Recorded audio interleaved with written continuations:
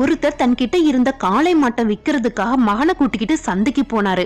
முதல்ல காளை மாட்டு மேல மகனை உட்கார வச்சுக்கிட்டு அவர் நடந்து போறத பார்த்த ஊர் மக்கள், பாவம் வயசானவர் நடந்து போறாரு, இந்த பையன் சந்தோஷமா உட்கார்ந்துகிட்டே போறானே அப்படின்னு திட்டுனாங்க. இரண்டாவதா மகன் இறங்கிட்டு அப்பாவை உட்கார வச்சு கூட்டிட்டு போனான். அந்த ஆளை பாரு, சின்ன பையனை நடக்க வச்சு கூட்டிட்டு போறான்னு அப்பையும் திட்டுனாங்க. சரின்னு மூன்றாவதா 2 பேருமே கீழே இறங்கி நடந்து போனப்ப, முட்டா பசங்க காளை மாட்டு மேல உட்காராம நடந்து போறாங்க பாருன்னு திட்டிக்கிட்டே போனாங்க. எல்லாரும் சொல்றாங்க சரியாதான் இருக்கும்னு நான்காவதா 2 பேருமே காளை மாட்டு மேல ஏறி உட்கார்ந்துகிட்டு போனாங்க. ஐயோ பாவம் அந்த காளை மாடுன்னு அப்பவும் திட்டுனாங்க. இப்ப அவங்களுக்கு இருந்த கடைசி வாய்ப்பு என்ன தெரியுமாங்க? 2 பேரும் சேர்ந்து அந்த காளை மாட்டை தூக்கிட்டு போறதுதான். ஆனா அது முடியாது. இப்படித்தாங்க இந்த உலகம். நம்ம என்ன செஞ்சாலும் குறை சொல்லிக்கிட்டே தான் இருக்கும். அவங்கள சந்தோஷப்படுத்த முயற்சி செஞ்சா நம்ம வாழ்க்கை நாசமா போயிடும்.